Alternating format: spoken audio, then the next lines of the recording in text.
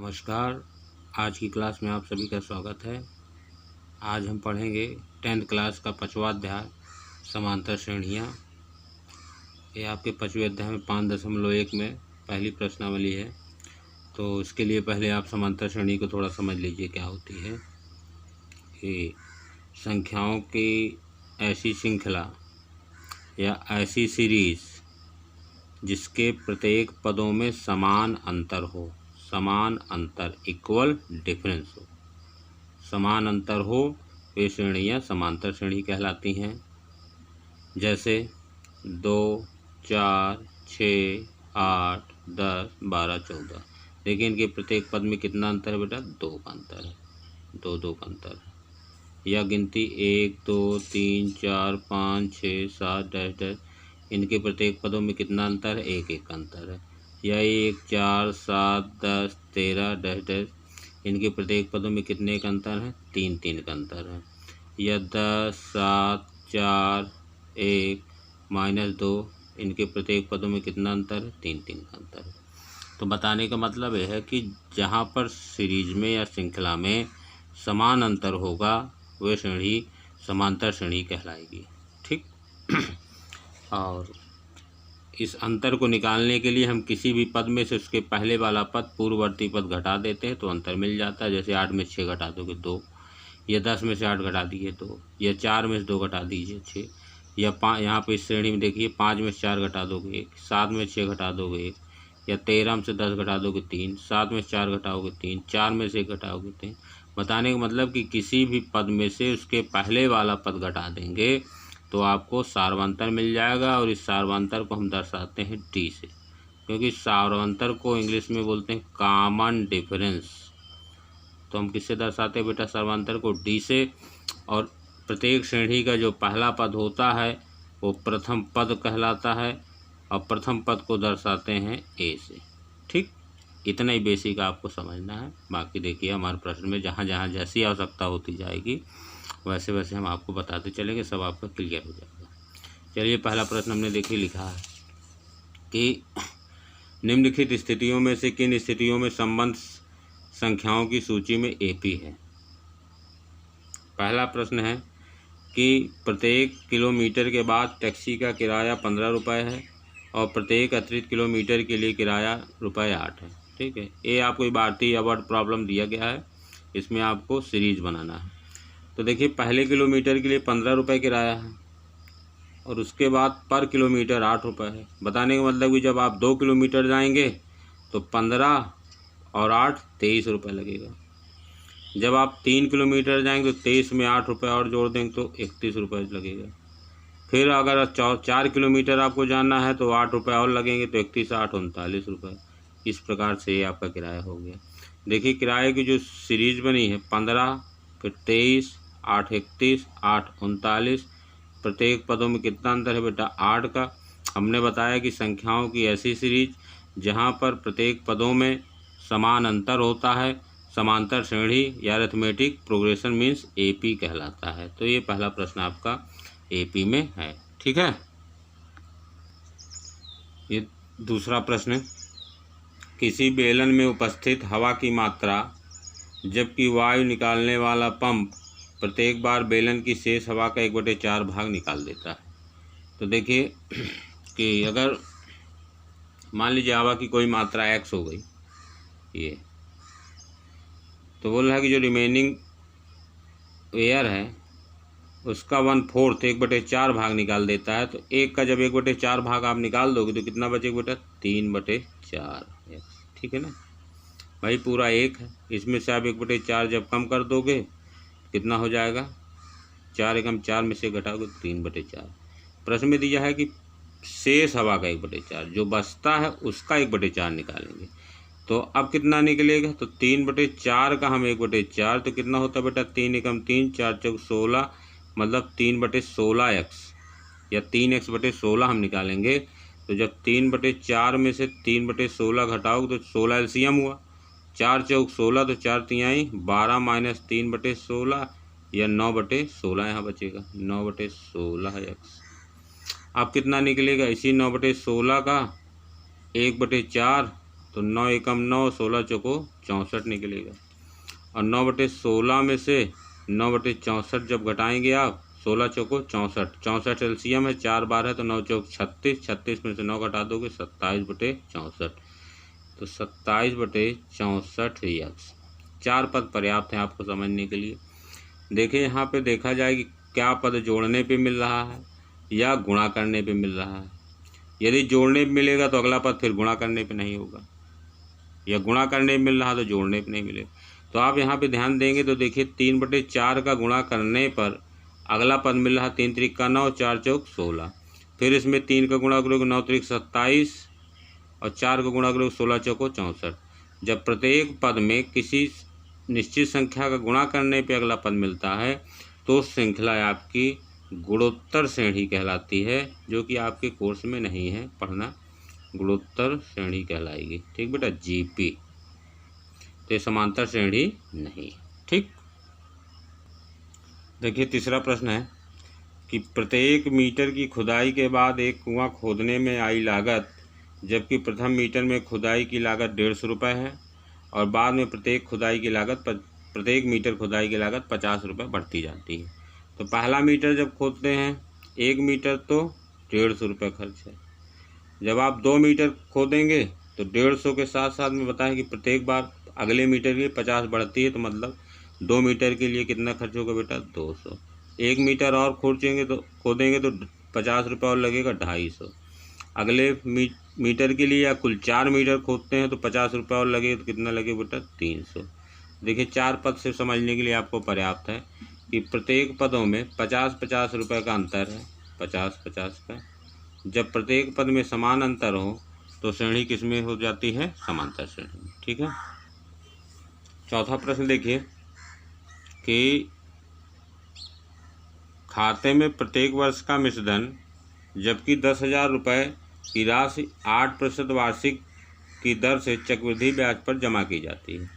8% वार्षिक दर का मतलब क्या है कि 100 रुपये पर एक वर्ष में 8 रुपये ब्याज मिलती है। दर की परिभाषा आपको हमने एक साधारण ब्याज जहाँ पे पढ़ा है वहाँ पे देख लीजिएगा कि 100 रुपये पर एक वर्ष में मिलने वाले ब्याज को दर कहते हैं। तो 8% दर का मतलब बेटा कि 100 रुपये पर एक वर्ष में 8 रुपये ब्याज मिलना है। और यहाँ पे देखिए चक्रवृद्धि ब्याज। चक्रवृद्धि ब्याज का मतलब क्या होता है कि आपके मूलधन में पहले वर्ष का ब्याज जुड़ जाएगा तो अगले वर्ष के लिए वो जो पहले वर्ष का मिश्रधन होता है अगले वर्ष के लिए मूलधन बन जाता है। ठीक। तो देखिए पहले वर्ष पर मिश्रधन क्या होगा, 10,000 है और 10,000 का 8%, 10,000 का 8% कितना होगा बेटा, 800 रुपये। ठीक। तो इसका मतलब कि पहले वर्ष में मिश्रधन आपका हो जाएगा 10,800। फिर दूसरे वर्ष का मिश्रधन क्या होगा, अब ब्याज आपकी 10,800 रुपये पे लगेगा। ठीक। कितना, 8%।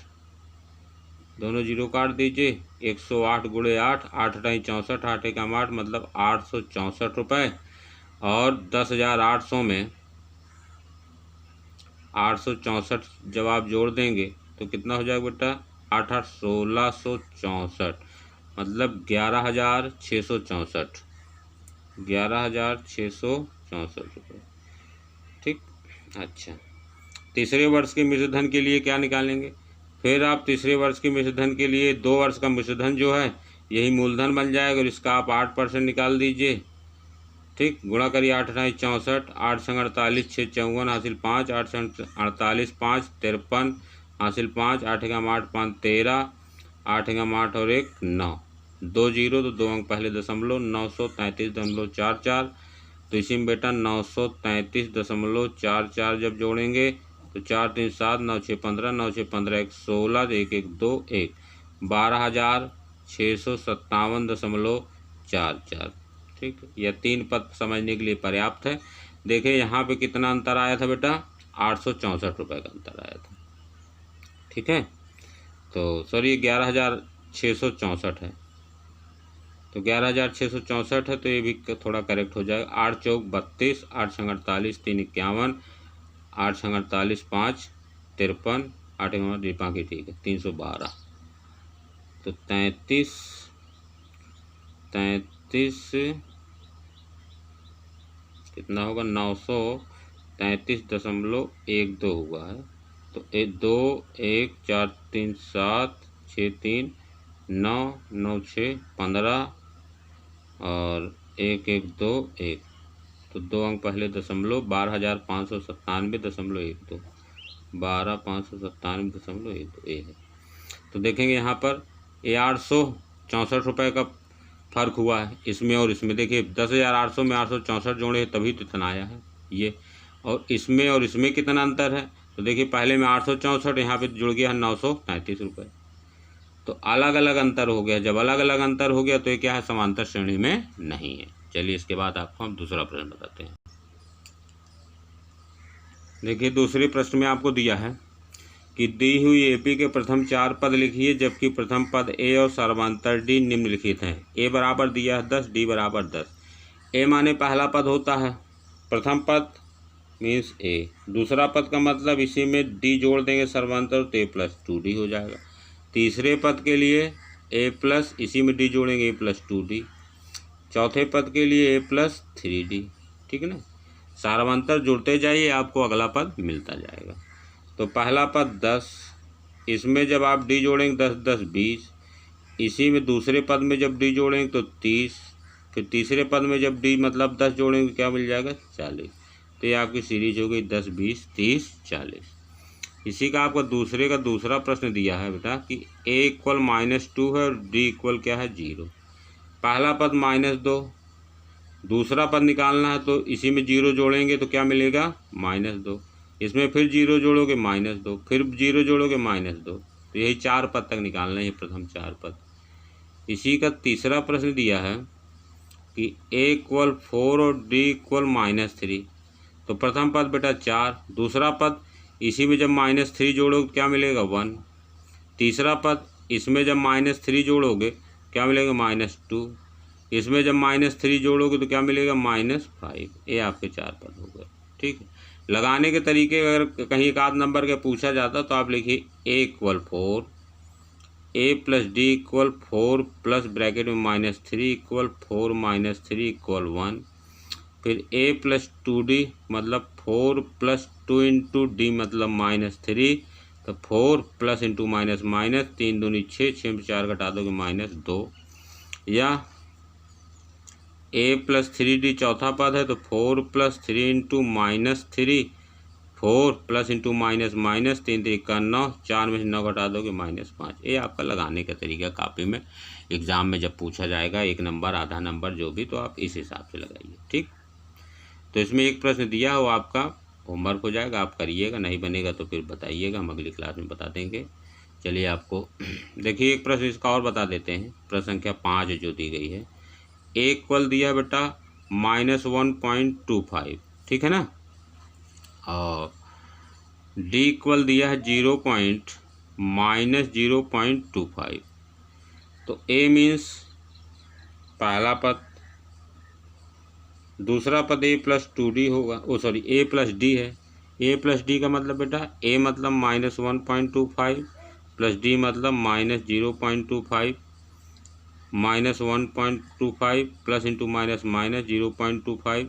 जब इनको जोड़ देंगे 1.25 0.25 तो क्या हो जाएगा 1.50, ठीक। ये दूसरा पद हो गया। इसी में आप जब 0.25 जोड़ेंगे तो मिलेगा -1.75। फिर इसमें आप 0.25 जब ऐड करेंगे तो क्या -2.00, ठीक है। ये पहला पद, ये दूसरा पद, ये तीसरा पद, और ये क्या मिल जाएगा बेटा चौथा पद। फिर से देख लीजिए, मान लीजिए आपको नहीं दिख रहा था, तो दूसरा पद ये मिला है। इसमें आप जब -2.25 ऐड करेंगे 5 5 2 7 1.75 1.75 तीसरा पद मिला। जब इसमें आप 2.25 ऐड किए 5 5 10 7 2 9 1 10 1 1 2 2.0। तो इस प्रकार से आपका दूसरा प्रश्न यहाँ पे समाप्त हुआ है। चौथा प्रश्न जो छोड़े हैं आप करिएगा, नहीं बनेगा तो बताइएगा, इसको हम फिर से अगली क्लास में बता देंगे, और इतना आपको बनना चाहिए, ठीक। चलिए हम आपको बता रहे हैं तीसरा प्रश्न। ये देखिए तीसरा प्रश्न कि निम्नलिखित में से प्रत्येक एपी के लिए प्रथम पद तथा सर्वांतर क्या लिखिए। तो पहला प्रश्न दिया है 3 1 -1 -3। तो देखिए जब पहले को आप हल करेंगे बेटा, प्रथम पद के लिए तो आपको कुछ निकालना ही नहीं, जो आप सीरीज का पहला पद दिया होता है वही आपका प्रथम पद है। तो प्रथम पद हो गया 3, ठीक है। डी कैसे निकालेंगे, हमने बताया था कि किसी भी पद में से उसके पहले वाला पद घटा दीजिए, डी मिल जाएगा।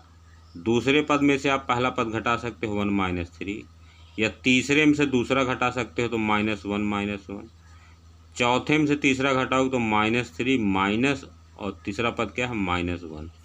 देखिए 1 - 3 -2, -1 - 1 -2, या -3 माइनस इंटू माइनस प्लस 1, तो -3 + 1 इक्वल क्या हो जाएगा -2। प्रत्येक कंडीशन में देखिए आपको डी जो है इक्वल मिला है ना, तो आप किसी भी पद में से उसके पहले वाला पद घटा दिया करिए। दूसरा प्रश्न आपको जहाँ हल करना है तो ए इक्वल बेटा दिया है -5, डी निकालना है तो दूसरे में से पहला घटा दीजिए, -1 माइनस ये -5 है, -1 माइनस इंटू माइनस प्लस 5 -1 क्या मिलेगा बेटा 4, ठीक है। तीसरा प्रश्न आपको हल करना है 1/3 5/3, ए इक्वल 1/3 हो गया। डी इक्वल हमने बताया ना कि पहले पद के लिए तो आपको कुछ निकालना ही नहीं है, और डी के लिए भी कुछ नहीं करना। डी के लिए आपको किसी भी पद में से उसके पहले वाला पद आप घटा दीजिए बस। डी निकालना है 5/3 में से 1/3 घटा दोगे पहला पद, तो 5 में से 1 घटाओगे 4, तो 4/3 आपका क्या मिल गया बेटा सार्वंतर मिल गया। इसी प्रकार से इसका चौथा पद है, चौथा प्रश्न जो आपसे पूछा गया है, चौथा प्रश्न पूछा गया है कि 0.6, 1.7, 2.8, 3.9। तो जब आपसे ये पूछा जाएगा तो ये माने पहला पद होता है 0.6 हो गया। जब डी निकालना है तो किसी भी पद में से ये दूसरा पद है तो पहला पद घटा दीजिए 0.6, 17 में से 6 घटाओ कितना मिलेगा बेटा 11, 1 अंक बाद दशमलव तो 1 अंक पहले दशमलव, या 7 में 6 का 1 में 0 गया 1, जैसे आपसे बनता हो। तो ये हो गया। इस प्रकार से 3 प्रश्न कंप्लीट हो गए, और अगले के इसके आगे के प्रश्न हम आपको अगली क्लास में बताएंगे। और जो भी प्रश्न इसमें से बताए जाते हैं इनको आप क्लियर फिर से दोहरा करके कंप्लीट करते जाइए। बहुत जल्दी हम यहाँ से जहाँ से पढ़ा रहे हैं यहाँ से पढ़ाते पढ़ाते आपको लगभग सारा सिलेबस बहुत शीघ्र ही समाप्त करेंगे। चलिए तब तक के लिए नमस्कार।